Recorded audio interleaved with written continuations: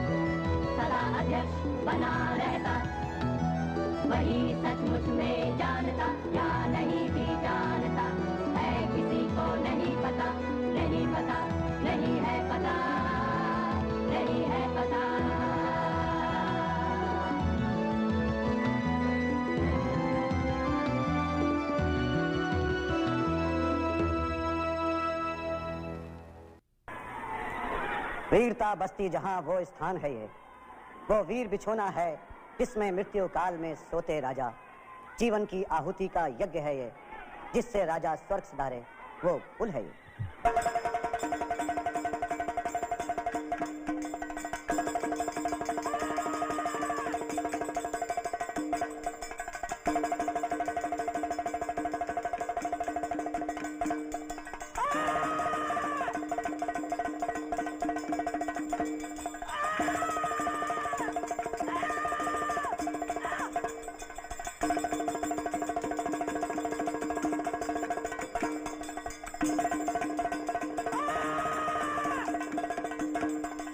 महाभारत युद्ध पर आधारित नृत्य बहुत जोरदार और पुरअसर होते हैं। कथकली शैली में महाभारत से संबंधित कई नृत्य हैं। भीम और दुशासन युद्ध इनमें मशहूर है। युद्ध के दौरान भीम अपनी प्रतिज्ञा पूरी करता है और दुशासन को पछाड़कर उसकी अंतड़ियां निकालकर रक्त पीता है और द्रौपदी के खुले केश उस रक्त से सानकर उन्हें बांध डालता है।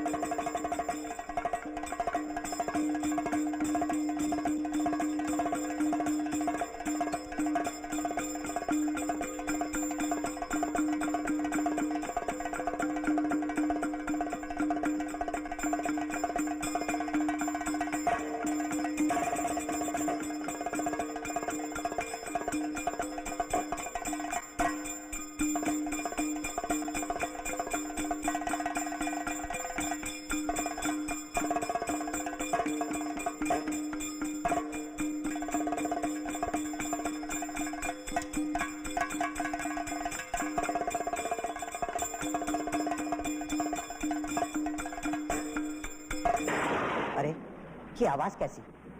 ये बादल गरजते हैं या पर्वत चूर चूर होकर गिरते हैं बिजली गिरने से? या भय पैदा करने उत्तेजित बवंडर की मार से फटती है धरती। ये मंदिर गुफाओं की चट्टानों से टकराकर हवाओं से परेशान गुस्सैली लहरों वाला समुद्र शोर करता है। देखो तो सही क्या है। अरे ये तो द्रौपदी के बालों को खींचे जाने की वजह से गुस्साए पांडवों के बीच के भाई भीमसेन और 100 भाइयों के बद से क्रोधित सम्राट दुर्योधन के बीच गदायुद्ध शुरू हुआ है। कहानी के अनुसार सभी प्रमुख क्षत्रियों ने महाभारत के युद्ध में हिस्सा लिया था, जो शायद मूल रूप से क्षत्रिय गुटों की आपसी लड़ाई थी, लेकिन इसे एक युग की विनाश लीला का दर्जा दे दिया गया।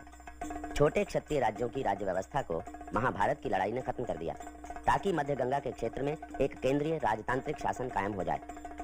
इसलिए कुरुक्षेत्र युद्ध की वेदना सिर्फ प्रियजनों की मृत्यु का शोक नहीं है, ये वेदना एक समाज के अंत की भी है। फिर इस युद्ध की विशेषता ये है कि भूमि पर अधिकार के लिए ये पहली लड़ाई है। इससे पहले वैदिक युद्ध जानवर हथियाने के लिए लड़े जाते थे, लेकिन यहाँ मुद्दा है जमीन पर कब्जा। जमीन का दर्जा सबसे ऊंचा है, यहाँ तक कि रिश्तेदारियां और कबीले भी गौंड बन जाते हैं। इस युद्ध के अंत को कलयुग की शुरुआत भी माना जाता है। ये बदलते हुए समय, बदलती हुई व्यवस्था की उथल-पुथल और असुरक्षा का प्रतीक है। बाद में भी जब जब किसी बड़े राजवंश का अंत हुआ या सामाजिक संकट पैदा हुए, तब तब उसे घोर कलयुग से जोड़ा गया।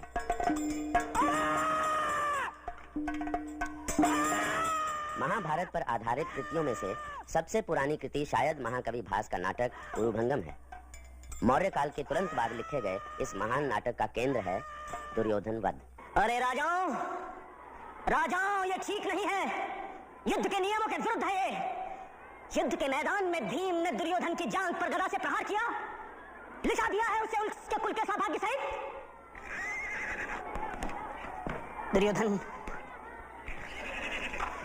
दुर्योधन, थोड़ी देर और जीवित रहो। भीम की विशाल छाती को मैं अपने इस हल से खोद डालूंगा, बना डालूंगा क्यारियां उसमें। दया करें हलधर, हो प्रसन्न, कृपा करें।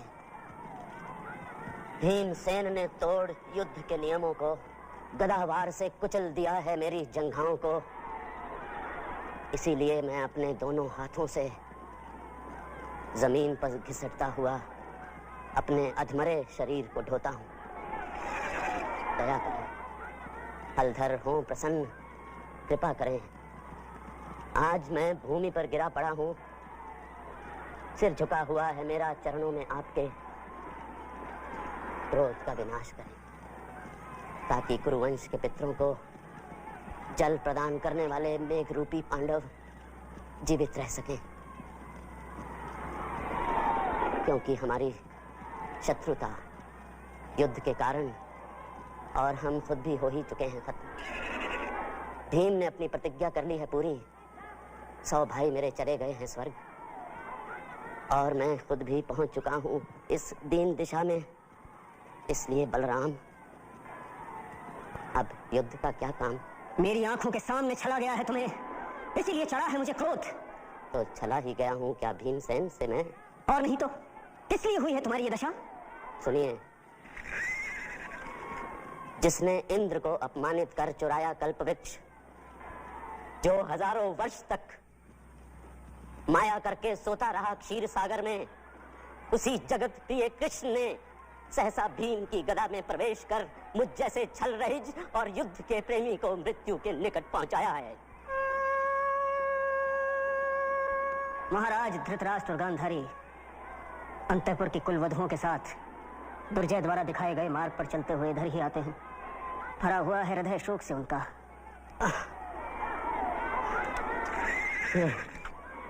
ये मुझ पर दूसरा प्रहार है।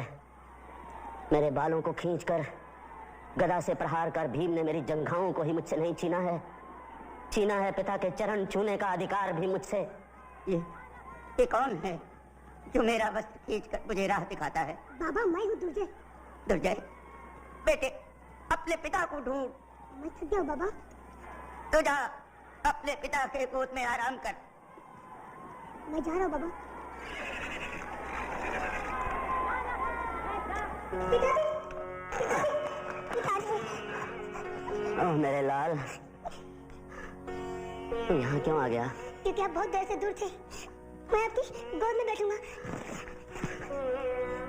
आप मुझे गोद में क्यों नहीं बिठाते? मेरे लाल, छोड़ दे उस आसन को जिस पर तू हमेशा बैठता रहा है। जा कहीं भी और बैठ जा। आज से ये आसन जिस पर बैठने का तू आदी रहा है नहीं रहा है तेरे लायक। चलिए पिताजी, सब लोग आपकी राह देख रहे हैं। कौन लोग? दादी, बाबा और माता है। मेरे पुत्र, मैं चल नहीं सकता। मैं लेकर जाऊंगा आपको। मेरे लाल, तू अभी नन्हा सा है। दादी, बाबा, महाराज आए। कहाँ है मेरा पुत्र? कहाँ है महाराज? वे यहाँ भूमि पर बैठे हुए हैं।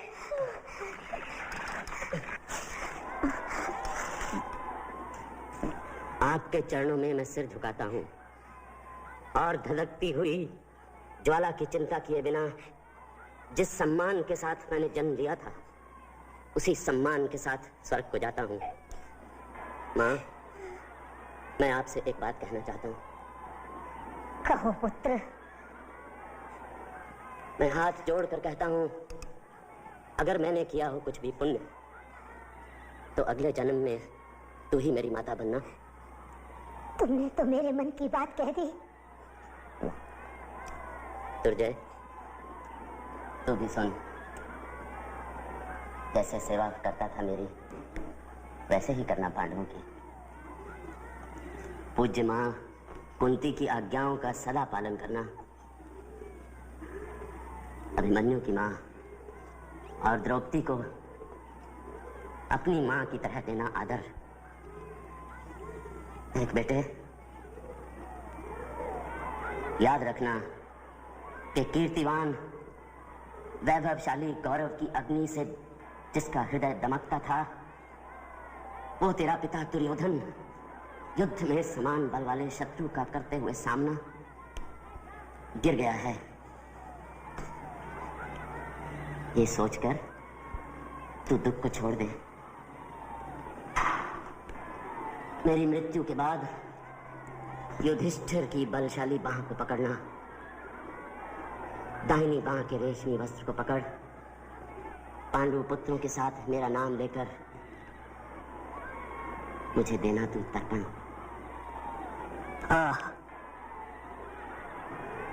बैर बदल रहा है पश्चाताप में। अरे ये कौन है जो अपने धनुष की टंकार से भयभीत बनाता है कौरवों के झुंड को? दुर्योधन के संग धनुष पर बाण चढ़ाकर युद्ध यज्ञ में जीव आया मैं पांव बढ़ाकर, वैसे ही मैं फिर आता हूँ इस सोने रण में, मानो अश्वमेध की पूर्णाहुति के क्षण में। ये तो द्रोण पुत्र अश्वत्थामा हैं जो इधर ही आ रहे हैं। हो युद्ध के लिए इच्छुक राजाओं, तुम बचे हुए हो थोड़े ही समय के लिए। हर सांस के साथ डूब रहा है जीवन तुम्हारा। मैं वो दुर्योधन नहीं हूँ जिसकी जगहें छल से तोड़ी गई हैं। वो साथी पुत्र कर्ण नहीं हूँ मैं जिसके कमजोर शस्त्र बेकार हो गए। मैं द्रोण पुत्र अश्वत्थामा आज इस विजय भूमि में हो क्रुद्ध, ये तलवार खड़ा हूँ निपट अकेला।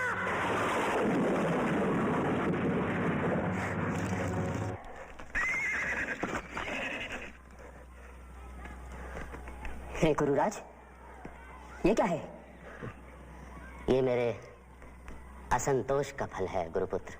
हे गुरुराज, मैं आपकी सेवा में भेंट करूंगा सच्चा सम्मान। तुम क्या करोगे? युद्ध छेड़ने के लिए सदा उत्सुक, सवार गरुड़ की पीठ पर 4 भयंकर भुजाओं वाले धनुष और चक्र को धारण किए हुए कृष्ण को पांडु पुत्रों समेत बाणों का जाल बना नष्ट कर डालूंगा। और लगेगा ये दृश्य किसी कन्वर तस्वीर की तरह। नहीं नहीं, ऐसा न कहें। जिनका हुआ था अभिषेक, वो सारा राजवंश सो चुका है पृथ्वी की गोद में। कर्ण से धारे हैं स्वर्ग को, शांतनु पुत्र भीष्म भी पड़े हैं धरती पर। शत्रु का सामना करते हुए 100 भाई भी मारे गए मेरे युद्ध में। मैं खुद भी पहुंच गया हूं इस दयनीय दशा में। इसलिए हे गुरुपुत्र, धनुष को त्याग दें आप। हे कौरवराज, आज जब युद्ध में पांडुपुत्र भीम ने खींचा तुम्हारे बालों को, किया वार गदा का, तब उसने ना सिर्फ तुम्हारी जंघों को तोड़ा है बल्कि तोड़ा है तुम्हारे मान को भी। गुरुपुत्र, मान ही तो शरीर है राजाओं का। मान के लिए ही तो किया था युद्ध को स्वीकार मैंने। गुरुपुत्र, देखो कैसे मैं उस समय द्रौपदी को बालों से पकड़ खींच लाया था जुए के खेल में। कैसे अभिमन्यु को, जबकि वो था बालक, मार गिराया हमने। कैसे जुए में पांडवों को छल से जीता और भेज दिया जंगल रहने जंगली पशुओं के साथ। इस सब की तुलना में रण विद्या में प्रवीण पांडवों ने जो मेरी मानहानि की है वो कम ही है। पर मैं कर चुका हूं प्रतिज्ञा हर तरह से, आपकी महानता की, अपने प्राणों की, और वीर रहते हैं जहां उस स्वर्ग की सौगंध। आज रात मैं बोलूंगा धावा और युद्ध करके भयानक पांडवों का करूंगा विध्वंस। गुरुपुत्र ने कहा है जैसा वैसा ही होना चाहिए। दुर्जय यहां आओ। बिना अभिषेक के ही मुझे ब्राह्मण के आदेश से तुम अपने पिता के पराक्रम और बाहुबल से अर्जित इस राज्य के राजा हो।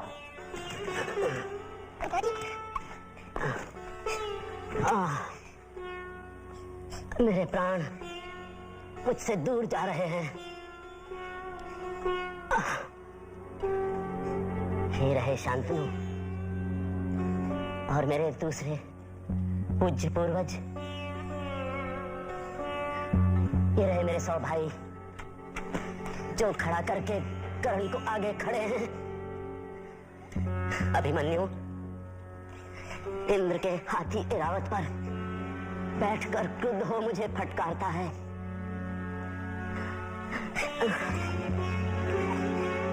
धर्मराज ने भेजा है मेरे लिए ये विमान, जो वाहन है वीरों का, जिसे खींचते हैं 1000 हंस। मैं आ रहा।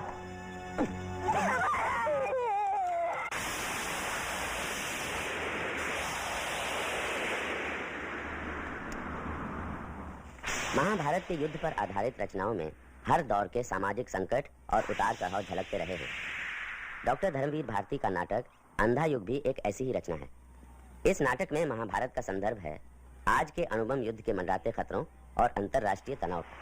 माता चलो, चलकर अंतिम संस्कार करो अपने कुटुंबियों का। चलिए महाराज। विदुर, पुत्रों के विनाश से निष्फल हो गए इस राज्य को धिक्कार है। वृद्ध है शरीर, गंजर है, चला नहीं जाता। संजय तनिक रुको। किसके है रथ पे? उधर झाड़ी में छिपे छिपे। वो तो है कृपाचार्य, इधर कृतवर्मा है। संजय, क्या अश्वत्थामा? हाँ माता, वो अश्वत्थामा है। संजय, उसे जाने दो। रोको उसे संजय, रुको। ओ रुको अश्वत्थामा, हम हैं संजय। महाराज संग है हमारे। अश्वत्थामा तो बिल्कुल बदला हुआ सा, वीर नहीं, वो तो जैसे भय की प्रतिमूर्ति है। रह रहकर कांप उठता है, रथ की बलगें हाथ से छूट जाती है।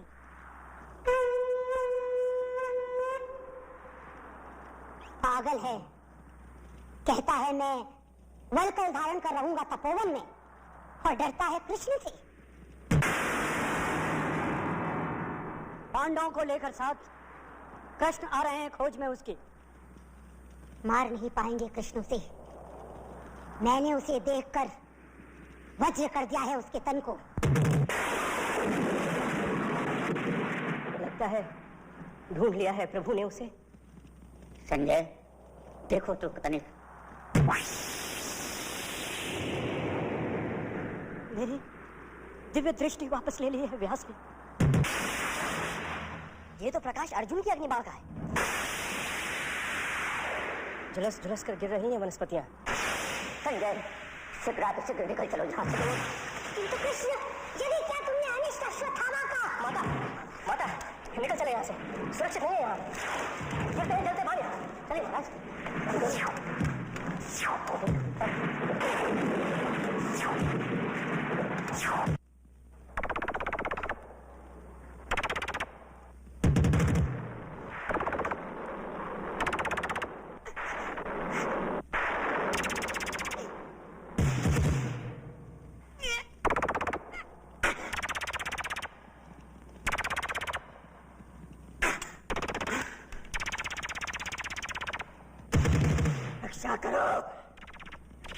रक्षा करो अपनी अब तुम अर्जुन।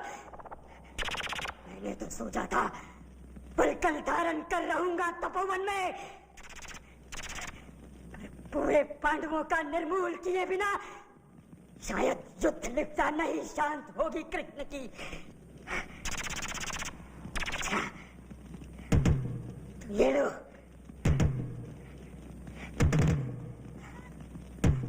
ये रहा ब्रह्मास्त्र।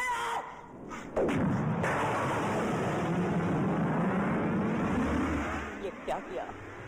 अश्वत्थामा नराधम, ये क्या किया? ये काम दे रहा है अपनी मृत्यु का निमंत्रण, तेरे प्रतिशोध में पातक बनकर। मैं हूँ व्यास। ज्ञात है क्या परिणाम तुम्हें इस ब्रह्मास्त्र का? यदि ये लक्ष्य सिद्ध हुआ हे नर पशु, तो आगे आने वाली सदियों तक पृथ्वी में रसमयी वनस्पति नहीं होगी। शिशु होंगे पैदा विकलांग और कुष्ठग्रस्त। सारी मनुष्य जाति पौनी हो जाएगी। जो कुछ भी ज्ञान संचित किया है मनुष्य ने सतयुग में, त्रेता में, द्वापर में, सदा सदा के लिए होगा विलीन। वो गेहूं की बालियों में सर्प फुफकारेंगे, नदियों में बह बह कर आएगी पिघली आग। भस्म हो जाने दो, आने दो प्रलय व्यास। देखूं मैं रक्षण शक्ति कृष्ण की। तो देख उधर, कृष्ण के कहने से पहले ही अर्जुन ने छोड़ दिया था नभ में अपना ब्रह्मास्त्र। नराधम, ये दोनों ब्रह्मास्त्र अभी नभ में टकराएंगे।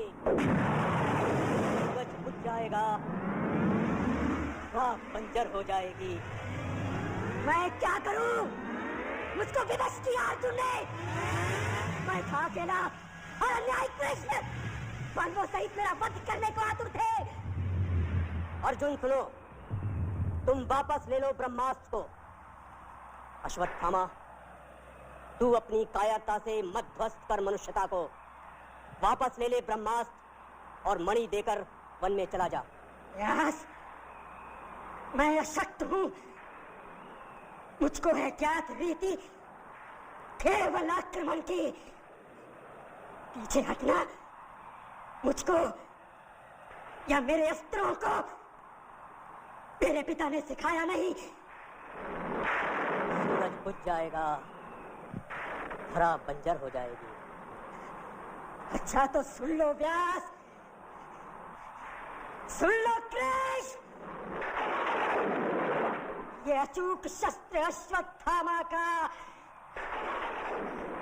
निश्चित गिरे जाकर उत्तरा के गर्भ पर वापस नहीं होगा।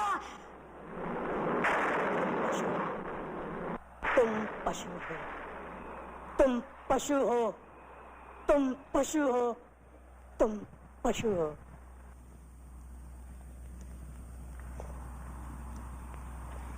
यही वो स्थल है। यही कहीं धराशायी हुए थे महाराज दुर्योधन। ये है उनका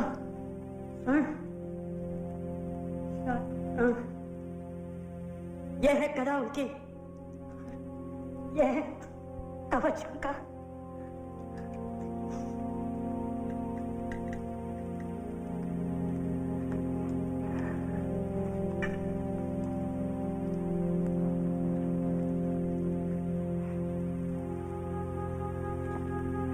माता, धैर्य धारण करें।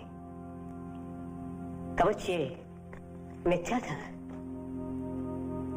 केवल स्वयं किया हुआ मर्यादित आचरण कवच है जो व्यक्ति को बचाता है। माता,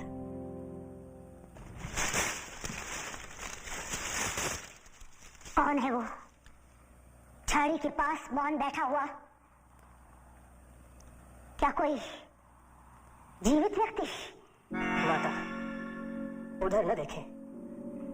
नहीं नहीं, इतना करो, अंग अंग कोर से गला हुआ, रोगी कुत्तों सा कंधयुक्त डाका जा रहा है। वो कौन है विदुर? रोको उसे। माता, उसे जाने दें। वो अश्वत्थामा है। दंड उसे दिया भ्रूण हत्या का कृष्ण ने।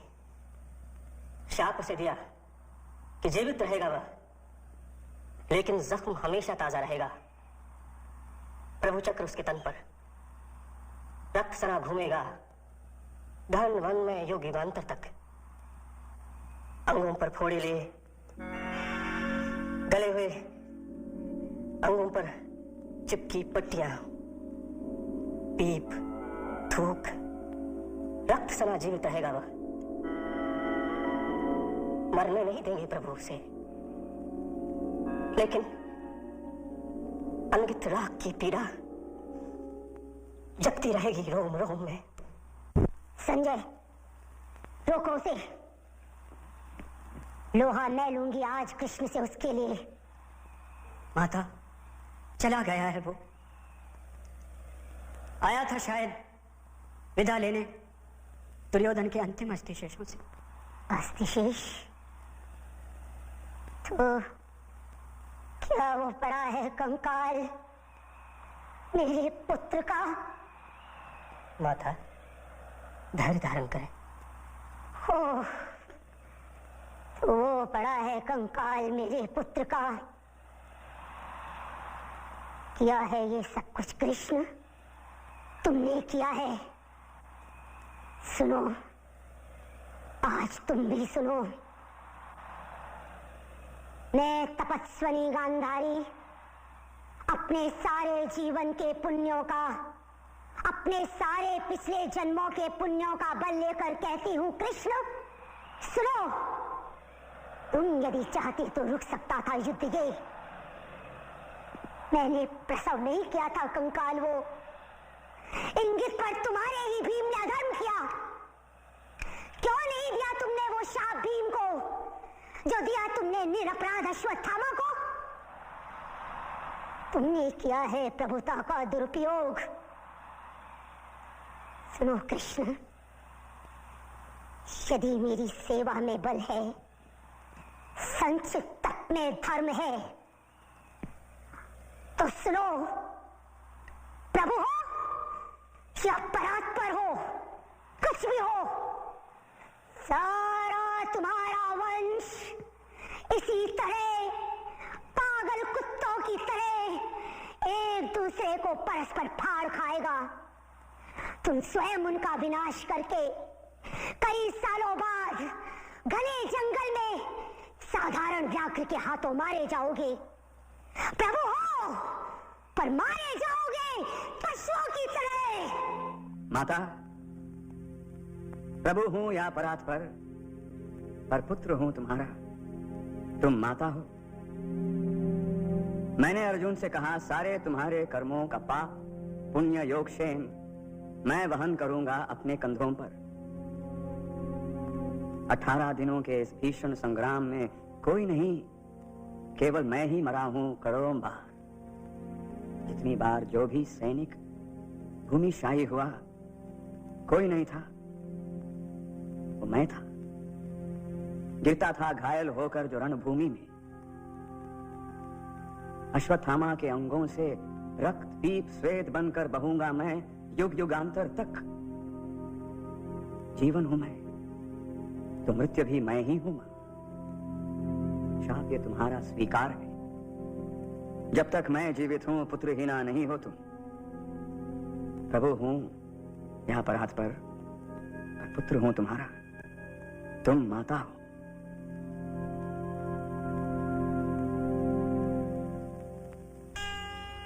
महाभारत युद्ध के बाद के नए समाज में प्रशासनिक तंत्र है, कार्य प्रणाली है, सेना है, यानी राजपाट की पूरी व्यवस्था है। महाभारत के शांति पर्व को ईसा बाद की शताब्दियों में इस महाकाव्य में जोड़ा गया। इसमें राजतांत्रिक प्रणाली का पूरा वर्णन है। शांति पर्व में भीष्म अपनी मृत्यु शैया से युधिष्ठिर को राजधर्म, आपात धर्म और मोक्ष धर्म पर उपदेश देते हैं।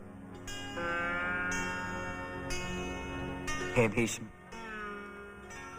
आप पांडवों को भूत, भविष्य और वर्तमान के रहस्यों को बताएं। मैं कर्तव्यों की प्रकृति के संबंध में ज्ञान दूंगा। धर्म के संबंध में मुझसे प्रश्न पूछो। युधिष्ठिर भयभीत हैं कि आप उन्हें श्राप देंगे। वो युद्ध के लिए अपने आप को अपराधी समझ रहे हैं, अपने ही बंधु बांधवों को मारने की आज्ञा जो उन्होंने दी थी। भय छोड़ उसे निकट आना चाहिए। नीति युद्ध में लड़ना, और यदि अनीति में सृजन चुनौती दे तो उनका वध करना क्षत्रिय का धर्म होता है। पितामह, ज्ञानी जन कहते हैं कि राज धर्म सभी धर्मों में श्रेष्ठ है। ये धर्म क्या है? इसका अर्थ क्या है? यदि कोई कार्य सही दिशा में पूरा न हो सके तो हृदय को छोटा न करें, निराश न हो।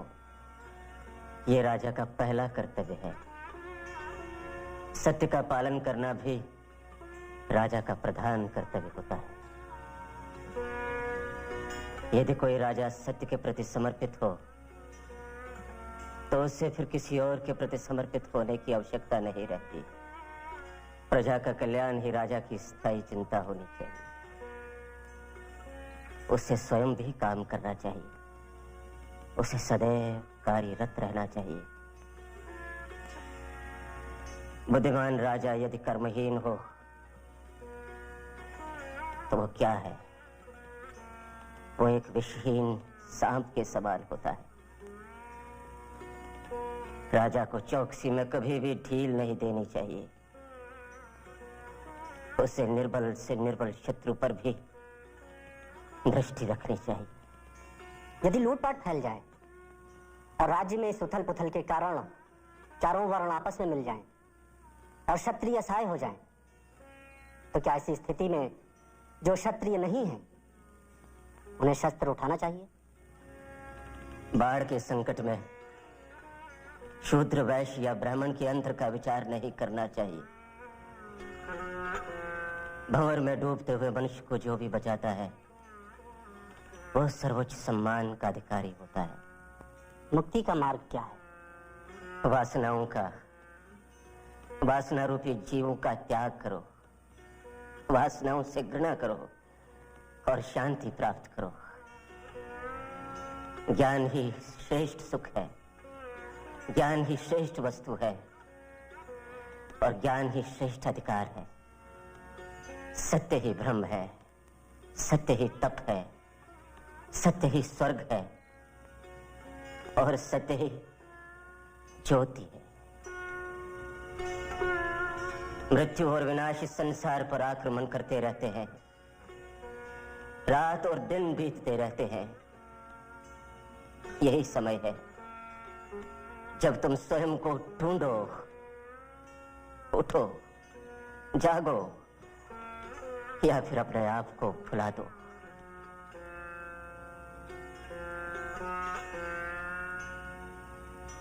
इस नए समाज में प्रियजनों के प्रति कर्तव्यों का स्थान रोजगार और संपत्ति के लिए संघर्ष ने ले लिया।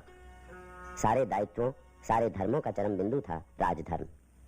इसीलिए राजपद समाज के एक महत्वपूर्ण अंग के रूप में उभरा और राजसी आचरण पर ज्यादा जोर दिया गया।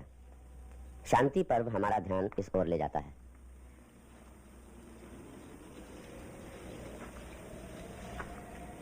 महाभारत एक ऐसा बेशकीमती भंडार है जिसमें खोजने पर हमें कई तरह की अनमोल चीजें मिल सकती हैं। ये रंग बिरंगी खुद बुदाती हुई जिंदगी से भरपूर है। ये महज नीति की तालीम देने वाला ग्रंथ नहीं, हालांकि नीति और तहजीब की तालीम इसमें बहुत मिलेगी। दूसरे ग्रंथों की तरह इसमें तपस्या और संयम पर जोर नहीं दिया गया है। महाभारत से मिलने वाले सबक को एक जुमले में बयान किया जा सकता है। दूसरे के लिए तू ऐसी बात न कर जो तुझे खुद अपने लिए नापसंद हो। और इसमें समाज की भलाई पर जोर दिया गया है। कहा गया है कि जिस काम से समाज की भलाई नहीं होती या जिसे करते हुए तुम्हें शर्म आती है उसे न करो। सच्चाई, फराख दिली, अहिंसा और अपने फर्ज पे डटे रहने से सफलता मिलती है, जाति या परिवार से नहीं। जीवन और अमरता से फर्ज बड़ा है, नैतिकता बड़ी है। सच्चे आनंद के लिए तकलीफ उठाना जरूरी है। दौलत कमाने के लिए बेचैन रहने वालों पर एक व्यंग्य है। रेशम का कीड़ा अपनी दौलत की वजह से मरता है। और महाभारत में इस सबसे बढ़कर किसी जिंदा, किसी तरक्की करते, आगे बढ़ते समाज के लिए यह सबक असंतोष ही प्रगति को जन्म देता है। हिरण्यगर्भात् समवर्तताग्रे भूतस्य जातः पतिरेक आसीत् सदाधार पृथिवीं जामुते मां कस्मै देवाय हविषा विधेम वह था हिरण्यगर्भ सृष्टि से पहले विद्यमान, वही तो सारे भूत जात का स्वामी महान, जो है अस्तित्वमान धरती आसमान धारण कर। ऐसे किस देवता की उपासना करें हम हवि देकर, इसके बल पर तेजोमय है अंबर, पृथ्वी हरी भरी स्थापित सिर, स्वर्ग और सूरज भी स्थिर। ऐसे किस देवता की उपासना करें हम हवि देकर, गर्भ में अपने अग्नि धारण कर पैदा कर, व्यापा था जल इधर उधर नीचे ऊपर, जगा जो देवों का एकमेव प्राण बनकर। ऐसे किस देवता की उपासना करें हम हवि देकर। ओ सृष्टि निर्माता स्वर्ग रचयिता पूर्वज रक्षा कर, सत्य धर्म पालक अतुल जल नियामक रक्षा कर।